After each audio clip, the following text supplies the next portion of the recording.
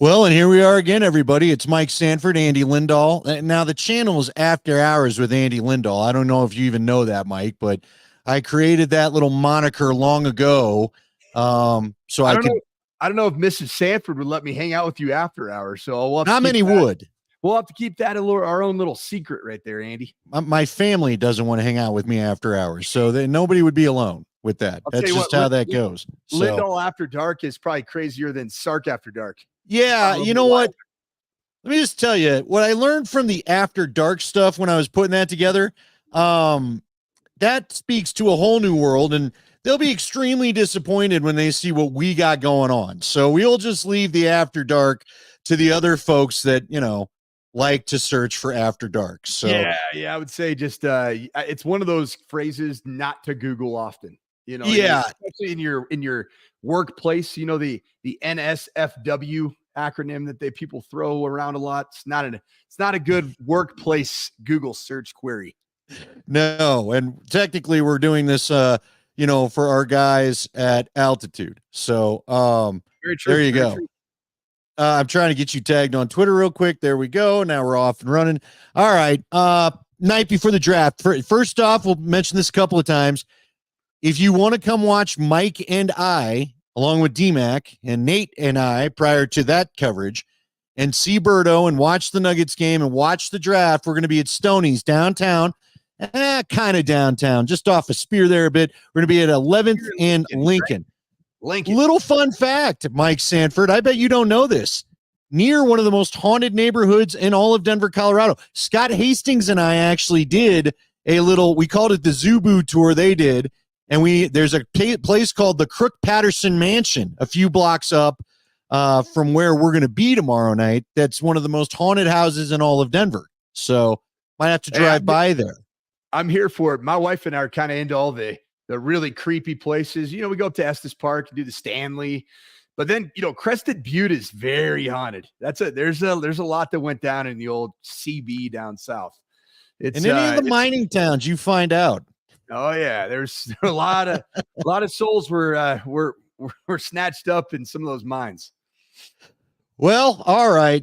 Speaking of souls, what soul is going to be a Denver Bronco tomorrow? Now, hold on, real quick. Let me start this way. I noticed that you had the PFF mock draft. Was that your mock draft or was that somebody else's? That was this guy's. And it took a while to put together. I waited till the very last minute. And I think that's probably wise because there's been a lot of information that's been coming out. And who knows what's real information, what's fake information. But I've been able to pick up some things from, the news, the tea leaves. And that's my mock draft. And so I think it's going to be, I'd say my mock draft's a little unhinged. But I think it's based off of what I believe are great fits for said franchises. And also a little bit of my own personal rooting interests as well, as you can see from the 12th overall pick in my mind. No, hold on. Let's pause there, Mike. I know you picked Michael Penix. Anybody that's heard you on the radio or any of your podcasts or whatever, that's your guy as far as the second tier quarterbacks. I think where would you rank Penix first off among the top 5-6 guys? You take the injury history out of it, which I know that you can't when you're picking a draft. But I think I look at it from the perspective that Michael Penix Jr. played 2 full long seasons at the University of Washington, clean bill of health. If you just eliminate his Indiana University career as a young developing athlete behind the worst offensive line in Power 5 football, I think Michael Penix Jr. without a question is no further down in this draft class than 3. I really believe that. Okay. So is it possible, because you probably heard me say this before, I might have even talked about it with you a month or so ago when we were doing a show together. You were filling in for Nate Kreckman. Is it possible he's the guy that people like more than anyone else because the buzz has been so little about him? I told you, Mike, I come from the old school. I've been influenced by Shanahan. I've been influenced by Fox. I've been influenced by the guys that don't tell you what they're going to do because they don't want you knowing what they're going to do. NFL coaches and front offices are terribly paranoid about you finding out who they really, really want, you finding out their draft board, all that other kind of stuff.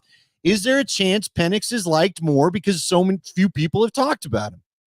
Yeah, I mean, he hasn't been linked to a whole lot. I mean, outside of the words out of his own mouth and talking at the combine, which I was at his media availability, talking about the process with Sean Payton and how he highlighted all of his bad plays. That's really all you heard, where it seems like Bo Nix and his camp has been desperate to get as much information out to the media just about the Denver Broncos' interest, in a Bo Nix. I think the Broncos probably have done a little bit of the same.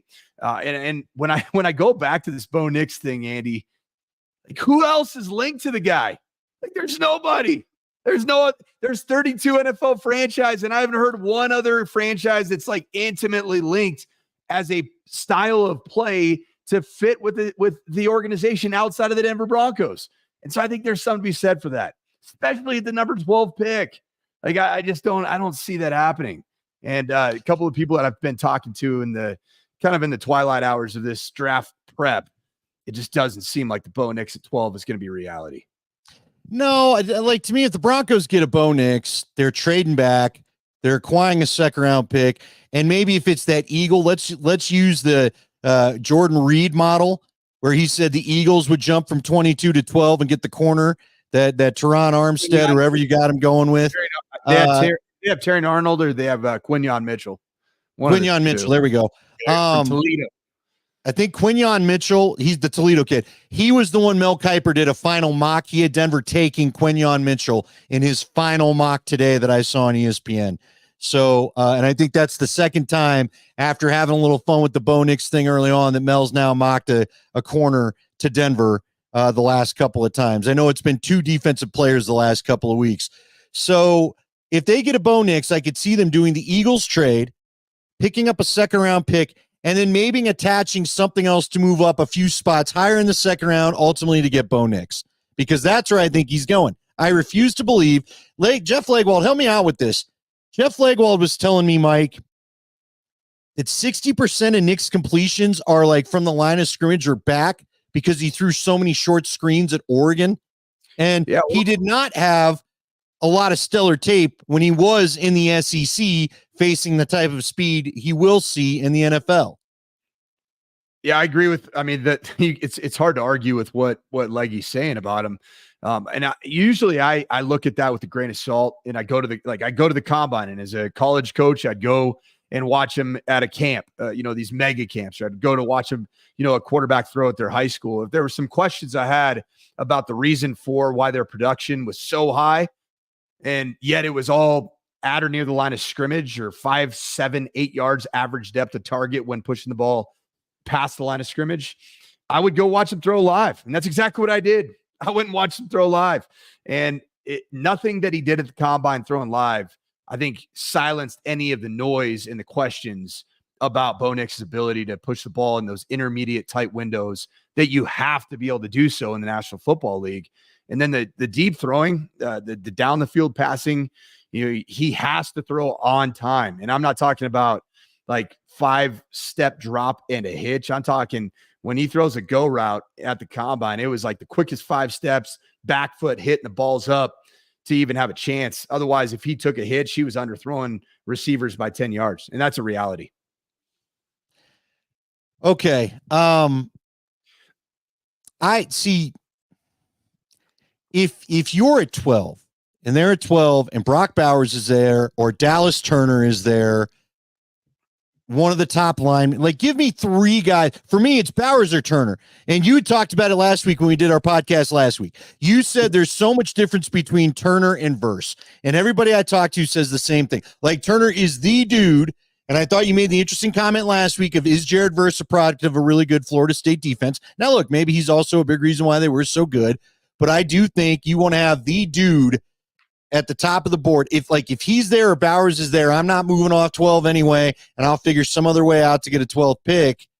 Do you agree with those two? Who else would you add to the list where that player's so good I don't think I'd want to trade off at 12? Yeah, it would start with if there's any of the big 3 receivers available, which you never know, Andy. You do really never know. Any 3 of those 3 receivers would be, I think, a no-brainer. And I would take any of those 3 receivers, if available, over a Brock Bowers if available. So in the event that there are 4 or 5 quarterbacks that could go in the top 10. I'm saying today, the rumors are that the New York Giants, they got their eyes set on Michael Penix Jr. That's 5 out of 10 picks. And then you say a lot of people are saying there's going to be a big run on offensive tackles. So say there's 4. Like what? Then you're starting to get into the potential. Like, are we going to be in a Rome Odunze, Malik Neighbors? Definitely not a Marvin Harrison Jr. But are we going to be in one of the conversation for them? That's the type of player that's been missing from this franchise. Name the last receiver that got you fired up, that lit your tits up when you woke up and got ready for game day as a fan. How long has that been? It's been forever. And I think one of those types of players would be absolutely sensational. And then, Dallas Turner, the way that he moves and all that, he also did what he did, and his production was against SEC offensive lines, whereas Jared Verse was feasting on ACC, which is a down conference. I mean, I'm talking a really down conference. It might even be the worst of the Power 5 last season. I would say Jared Verse feasted off that. He's going to be a good player, but you're looking for a Will Anderson type of a player that the Houston Texans have. That's going to be the Dallas Turner's that guy.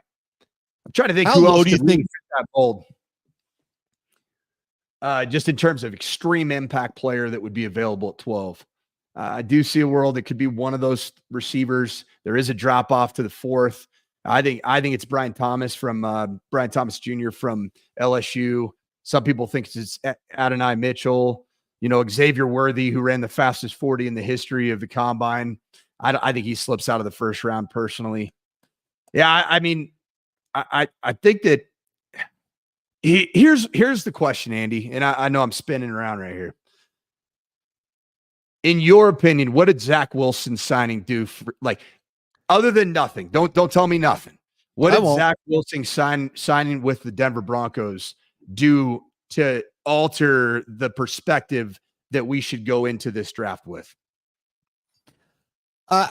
Listen, I've been told for a while that you plug holes in free agency so you can draft the best player available in the draft. So to me, what Zach Wilson does is gives you, look, is he the sexiest option? He's not. Okay. You can't ignore the awful tape he put out there when he was a Jets quarterback, but the guy was the 2nd overall pick. I'd ask a lot of the people here, when you look at the skill set, how much different is it truly than some of these kids you're going to take a chance on? And at least with Zach Wilson, you got some NFL tape to figure out what you're doing wrong at the NFL. With these other guys, I don't know how you're going to handle the NFL, right? Now, look, I think Zach Wilson came off as a little bit mopey.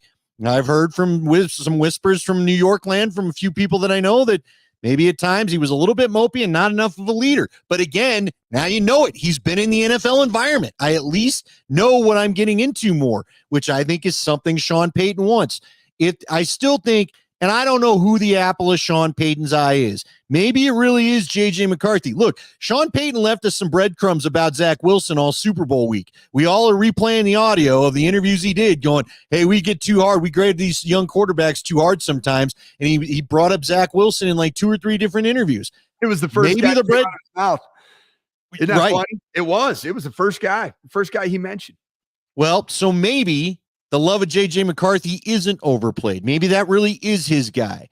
But again, as you talked about, there's so many rumors and there could be so much subterfuge as to where JJ actually goes. Diana Rossini had it out today that, look, if their guy is still there, they may still, even though they picked up the 5th-year option, maybe Surtain's still in a trade package. Maybe they're still trying to jump up. I mean, I'm only going to just throw a dart at the wall and say, well, maybe it's JJ McCarthy. I don't know. But look, I think they're in a position to draft best player available because, again, Mike, I've asked you before. This was said to me by one of my friends that I trust. And look, it doesn't matter if he's an insider or not. I just think it was a bold statement. Does Sean Payton right now feel like a 10-year guy as a coach? I'm not sure that I think that way. Okay. He comes from a different time. He could spend his whole 10 years dealing with Patrick Mahomes. We don't know how much life he has for this. He's in his 60s. I would not be shocked if what he's doing is, I'm going to get by. I'm going to see what I can get out of Zach Wilson. I'm going to still see what I can get out of Jared Stidham. and maybe I jump in the Dak Prescott market. You know, we were talking about it today. The Detroit Lion quarterback, Jared Goff. Space. Yeah, he still hasn't come up with a contract yet. There's a world where maybe he's available. So who knows? Maybe he wants a veteran. If this season goes poorly enough, no matter what people think of next year's quarterback class, if you have the number one pick, you know, who's to say there's not at least one good QB in that class? I just think the Zach Wilson thing gives them the flexibility you want to have so that you're not forced to pick a position like they did with Paxton Lynch and like they did with Garrett Bowles. And for the longest time, both of those were washouts. Bowles has come back and improved a bit. Bowles was considered one of the worst tackles in the league, though, the first 4 or 5 years of his career. Yeah, I think you can't ignore the similarities between how Drew Brees got to New Orleans.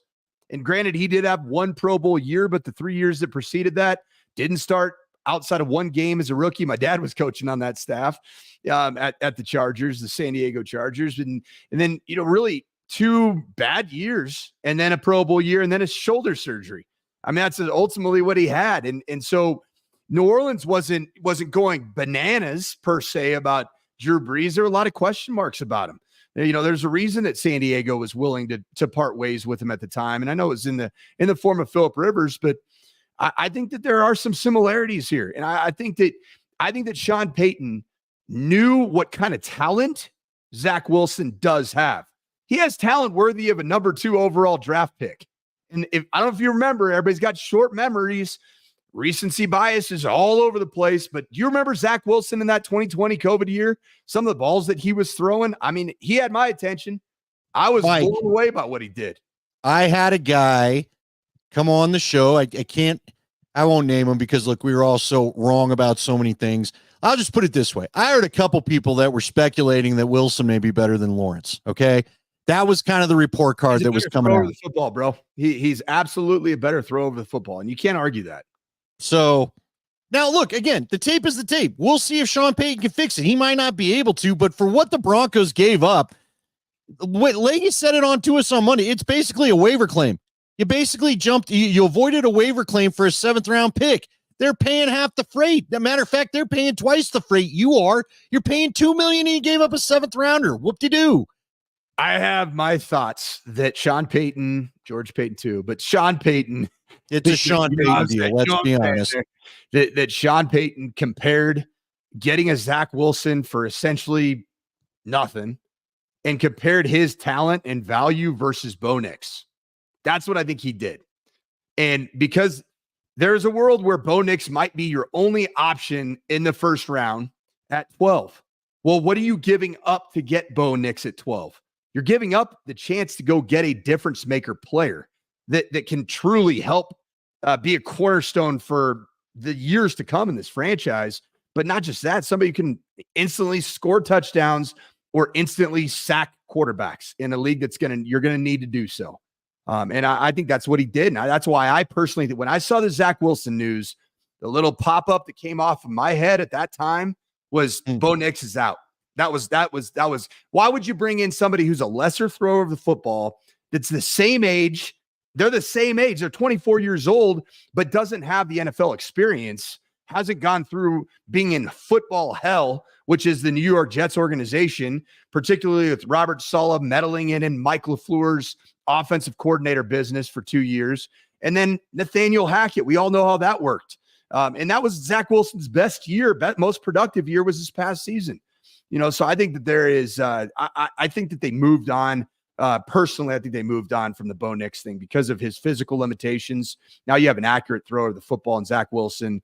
And then I think you go out and maybe try to find somebody maybe built differently, has different skill sets, and then let him compete and find out who your guy is. No, I'm with you there. Now, the only thing that I will throw in there, this kind of reminds me, I don't know if you remember this, you were probably coaching other things, but I had to cover this team very closely. I was doing the sidelines, all that stuff. This does have a little feel of Josh McDaniels' second year, where Kyle Orton was the presumed starter. That would be Jared Stidham. They then went and traded for Brady Quinn, which right now feels a little Zach Wilson-ish. And then they went and drafted one Mr. Tim Tebow, I believe at pick 25 there. So we'll see. Mike, we'll see if history doesn't repeat itself, and maybe that's how this all goes down. But I just think you and I have talked about it over and over again. And I don't know that Bo Nix is this, but as you said, there's not a lot of great tape of the deep downfield throws. And look, I watched Peyton Manning in 2014 against St. Louis. He hurts his thigh muscle or whatever it was, and he couldn't drive the football off his back leg the rest of that year. Remember that year? I do. It was the year after they got shellacked by Seattle in the Super Bowl. Yep. And he couldn't push it outside the numbers the way he was used to. So they tried to do the crossing route game in the middle of the field. Well, it took teams about 2 games to figure out he can't throw. So they took the middle away and said, fine, we're giving you this. We know you can't throw it, so that's all we're going to give it to you. We are clogging the middle, and none of your crossing routes are going to open up. And it led to massive, massive frustrations for Peyton Manning and that Bronco offense. So, to me, Bo Nix is that without the injury that we're talking about. If he can't drive it outside the numbers near the boundary, 10, 15 yards. Again, I don't need the Drake May home run ball all the time, but you've said it. How many guys talk about Tom Brady's talked about it for years. I need you to consistently be able to throw a guy open to move the sticks. If you can't keep me getting first downs, you're not an NFL quarterback in my book. And that's what my evaluation coming out of the combine was. It was exactly that. And it's funny, even going back to the time I spent at the Senior Bowl watching Bo Nix. Bo Nix was pretty bad the first day I watched him in practice because it was open field and third down throwing. It was 3rd and 8 to 12. It was open field shots. It was 1-on-1s. It was 7-on-7. It was all the things that you need to do to get those chunk plays to move sticks. Wasn't very good. Guess what day he did shine? Red zone day. Like the tight red zone, all the dink and ducks, the tight accuracy slants, the quick fades. Those types of balls don't require the ability to drive the football. That's exactly where Bo Nix shined. And so I think that if you were at the combine, this is how I look at it. I've been coaching football and evaluating position for 18, 19 years, played it for 10 before that. If you were at the Senior Bowl and you were at the combine, there's no way in hell that you can draft Bo Nix at number 12. And frankly, I don't think you can draft him at number 22 or 29 or whatever. I think he is a backup grade. He is Jarrett Stidham with a lot better athleticism. That's what he is. I think he's Jarrett Stidham, but athletic. All right, then, since you brought up the combine, let's do this because all we're going to hear about are the quarterbacks tomorrow. It's going to be such a fascinating draft. I'm not sure I'm here where I believe that the quarterbacks are going the way everybody's playing. I just think it's the fun thing to talk about, so that's what we're doing. We'll see if the teams really have I think they are, Andy. to do it. I think they are, brother. You know why? You think they are? You think we're getting 5 in the top 6? I don't think that. I think we're going to get 4 in the top 5, though. I think that's going to happen. Okay. I really do. So let's do this exercise. Yeah, it's happened one time, maybe one time in the history of the draft. Yeah. Well, remember didn't they go 1, 2, 3 in 2021? Let's not forget 2021, where Lawrence, then Wilson, then Trey Lance, then a little bit further down the board, you had Fields, you had Mac Jones, and then later on was Kyle Trask, right, who was supposed to be one of the saviors in Tampa. And only Trevor Lawrence is still playing for his team. And not only that, the other guys have all been traded for not one single first or second day pick at this point. Yeah. They've all been third day picks. It's unbelievable. So before we all lose our mind about this quarterback class, let's just remember 3 short years ago when it went down in 2021. Since you brought up the combine, you remember in your experience at the combine, let's break them down from the combine workouts. Caleb Williams, where's he going? He's going to the Chicago Bears, but he did nothing. He didn't even do medicals at the combine. Oh, that's right. You've coached against him. Would you draft him one?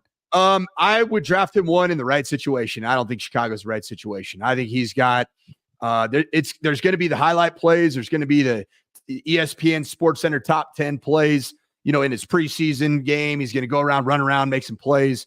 But a 17-game season in a franchise and in a city where it just hasn't been synonymous with throwing the football effectively, he's going to get frustrated. I don't like Chicago and Caleb Williams. I don't like that marriage. I think that Caleb Williams at the Washington Commanders would have been a good pick. I think it would have been a good fit, but it didn't happen. Chicago. Is that because of Cliff Kingsbury, his old offensive coordinator? Yeah, I mean, it would have been, and he's home. He would have been back in his hometown. He grew up right there in the DC, Baltimore area. But yeah, I think Caleb Williams is going to make a lot of highlight plays. I don't know that he's going to ever return the Bears to the promised land like everybody thinks he will. All right, Jaden Daniels. I loved Jaden Daniels. I saw him at Arizona State. First time I saw him as a young player, is very skinny, highly athletic. Once again, didn't do anything he wasn't a participant in the Senior Bowl, did nothing at the combine. However, I did have a chance to be at his media availability. He is a leader. He's a face of the franchise. He's the kind of guy that just brings about confidence, enters a room, he lights up the room. I think that's important. He's got freakish abilities as a runner. He's a tremendous passer and has played in pro-style offenses. Jaden Daniels is my number one quarterback in my evaluation in this draft class. All right. Drake May. Drake May, he is the nature versus nurture quarterback. If he gets in the correct nurture, he could be good. But I think that he, right now, where he's at as a incoming youngster that's played 3 years of college football, his footwork is all over the place. He's got a long throwing process. I think everybody's falling in love with the whole Josh Allen comparison. Josh Allen, that guy. I think that's where everybody finds him. And I just don't know that he's Josh Allen. I don't think he doesn't have the howitzer on the right arm or on the right shoulder that Josh Allen has. But if he goes to Minnesota and he's got his high school coach, Josh McGowan, as his quarterback coach, he'll be successful.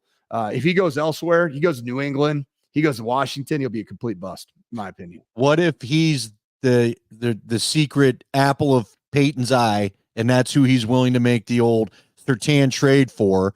How would he do here? I would be shocked if he's okay. Sean Payton's. And the reason for it is because accuracy is the trait that right now he lacks relative to the other top 6 guys. And that's a premium is placed on that, where the value of where he's risen up draft boards is because he's a rugged runner. He's a guy that you think about bad climate, late season, run quarterback driven run game to be able to move the sticks and get touchdowns in the red zone. That's who Josh Allen is. Do you see Sean Payton really wanting to play that football? I don't see that. And I've wondered that, like say he slides all the way out of the top 8. Do all of a sudden the Broncos getting interested? I don't know. I know it sounds crazy because at one time, 12. Not Kyle Brandt, Adam Rank from NFL Network, and he admitted he got a little nutty with it, but he does not believe all the quarterback hype yet. He had him being mocked. He said he had the Broncos drafting May at 12 without a trade. It wouldn't that would not completely surprise me. Really? I don't think he's going to drop all the way down, because I think if he's available, Minnesota, they have 2 available. They have 2 available in the first round to trade up. What do they have? Pick 11 and 23, I believe is the 2 that they have. Like that, yeah. I mean, they have capital right now that nobody else does. And that is the quarterback that I think Kevin O'Connell wants to develop. I think there's a reason that he went out and hired Josh McCown, former 41-year-old starting quarterback in the National Football League. Josh McCown was his high school coach at Charlotte Christian. So that's Josh McCown's guy. And I know Josh, his son Owen played for us at CU. You called that game against UCLA when he started as a 153-pound true freshman quarterback. Yeah. But I came out at me. I was scared for that kid the whole game. Yeah, if he slips down the draft board, which I think he's going to, I'd expect Minnesota to get freaked out and say, we got to jump on this right now before he gets to New York. Okay. JJ McCarthy. Winner. Had my doubts about him. I had questions about his ability to drive the football. I think part of it is because he played in such a low volume passing offense that a lot of times I don't think he was in any kind of rhythm. I mean, he'd go complete halves without throwing the football. I mean, he did it against Ohio State this year. So I saw a lot of loft on some of his throws, but I saw him at the combine and he threw right before Bo Nix. So it was McCarthy, Nix on every throw. He's got a live arm. He's got the ability to make every throw. He got into his starting role at the University of Michigan because Cade McNamara, the original starter at Michigan, was nowhere near as athletic. And JJ McCarthy, as a freshman, was a magician. He created. I absolutely think that JJ McCarthy over time he's going to be a really good quarterback. And the reason that I don't think the Broncos should even consider him or even think about having a chance at him, I think New England Patriots at 3 are going to get him. You think about it, I think that is a real possibility. Well, if that goes down, then May falls, I think. No doubt. But because May is the guy. But he falls to 4 then. Yeah, but Leggy had told me, now look, maybe someone trades up, and maybe you're right, Mike, and maybe it is Minnesota. But Leahy had told me that May is, and you tell me, you've talked to a lot of people too. You either love May or you hate May, but he's one of the more polarizing guys. He's not for everybody. Yeah, and he's not for me. If I were running college offense, I mean, I would be all over Drake May. I mean, because I love running my quarterback. I'm just thinking about Drake May from a Broncos perspective and thinking about how Sean Payton doesn't want his quarterbacks taking that many hits, and rightfully so. You play for the long game. Sean Payton, he's won a dang Super Bowl. He knows what it takes. And last time I checked, when's the last time a running quarterback won a Super Bowl? Has it ever happened? You're right. You're right. All right. Well, we'll wrap it up on this. You and I have got a lot of hours to fill on the draft coming up tomorrow. We're going to be out at Stoney's, so come join us. Tomorrow night. Well, what's that? The Nuggets don't tip till 8, probably 8:18 after the slide that they get in the previous game. But what time do you think the we'll be on air till? Probably 10? My past experience. So here's the wild thing about it. They've cut it down. I've covered so many drafts. For those that don't know, I was at 850K away forever, and I was there until 2019. I got let go before that draft in 2019, so it would have been the Drew Lock draft. I was coaching lacrosse that. I remember I was on the lacrosse field having one of my players grab his phone and tell me what was going on in the draft. But yeah, it's I've spent a lot of nights and wasted a lot of weekends inside what used to be called Dove Valley there. And we used to be in the big player team, the player team meeting room. So that's where we'd spend an entire weekend in their big auditorium. I guess it's a little different now. Back then, it was 15 minutes a pick. There were nights I've been getting out of the first round coverage some nights when it was like freaking midnight, 12:30. They've tried to cut it down because, as you know, the NFL does everything for TV. So They want that thing probably wrapped up by 10:30. Once we get past all the quarterback teams and all that ridiculousness goes down, I bet you this goes pretty quick. Yeah. Because what happens is then all the true, really blue chip first rounders will start going because teams can't believe they're there. I bet you we're wrapped up by the time the Nuggets are at half. Yeah, I could see that.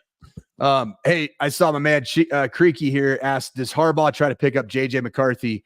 I believe that he would if the salary cap issue wasn't so massive with a guy like Justin Herbert. I just think there's no way that you can operate that way.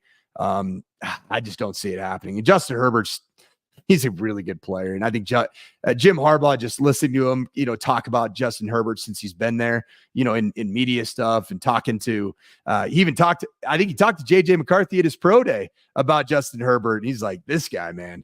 And so I think he knows what he has in Justin Herbert. Well, and remember Mike and Creaky and anybody else out there, because the rumor someone's been throwing out the rumor Harbaugh is going to dump him, blah blah blah blah blah. They eat a huge cap hit to trade him. Remember, Herbert's got his contract, so it's not that half these teams are drafting these young quarterbacks hoping to live a good 5-year cheap, no big cap hit life so they can do what, like the Niners have done. They're living the Brock Purdy life so they can put the complete team around him. The first Chiefs Super Bowl really came before they had to pay Mahomes. So that's why I think, and I'm not telling you teams wouldn't take Herbert, but you got to remember the Chargers would eat a huge cap hit just to do that because they still would have the dead money from the bonus. So, and you can't trade that part of it. So right.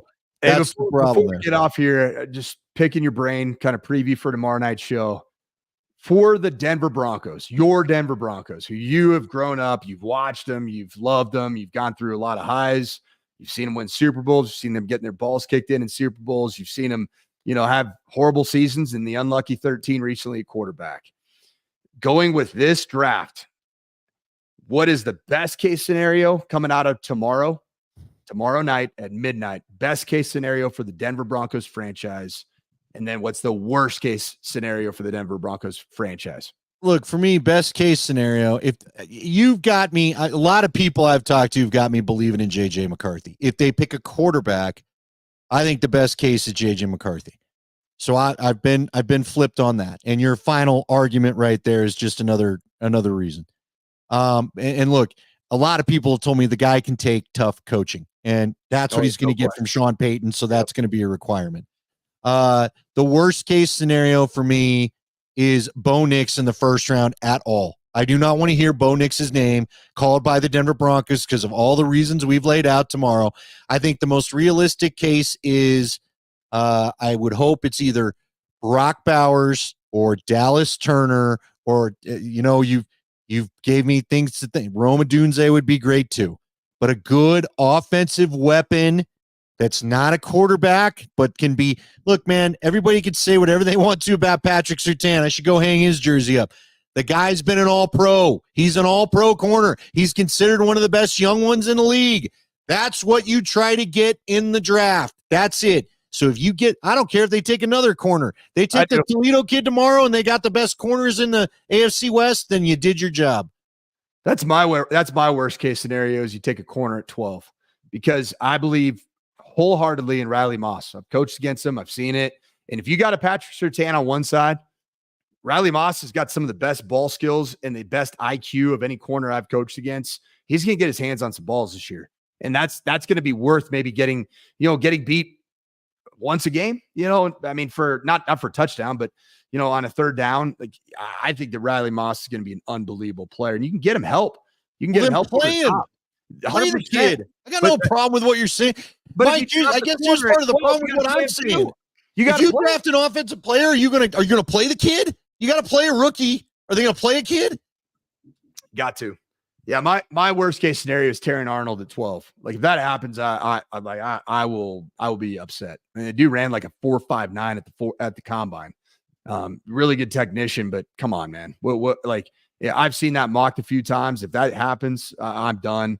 Bo Nix at 12 would be an absolute one of the biggest overdrafts based off of my experience going through this process of evaluation.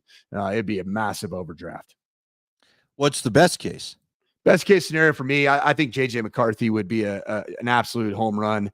The problem is to get JJ McCarthy, you're going to give up Patrick Surtain, and I'm not willing to do that. I really not. And so I would rather hedge my bets on Michael Penix Jr. at 12.